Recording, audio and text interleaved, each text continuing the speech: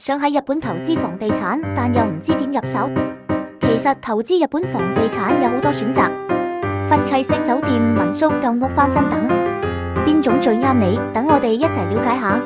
今日我哋介紹下日本分契式酒店。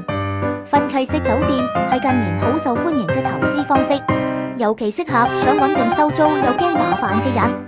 即係將酒店裏面嘅每個房間分開買，你可以好似買樓一樣擁有其中一間房嘅產權。酒店由專業團隊幫你打理，只需要坐定收租。而且分契式酒店仲有多個吸引人嘅地方。第一，穩定收益，酒店房間出租率高，租金收入穩定，每個月都有錢落袋。第二，資產升值，日本旅遊業發展迅速，尤其係東京、大阪、京都等熱門城市。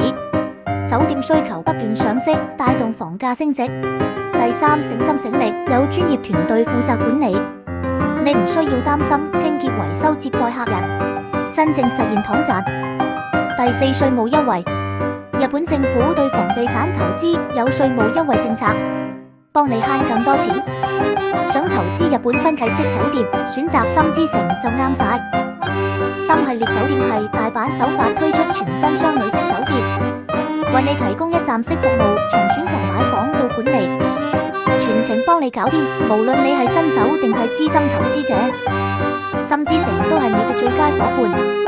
如果你有興趣，即刻聯絡我哋啦。下一期我哋將會介紹點樣投資日本民宿。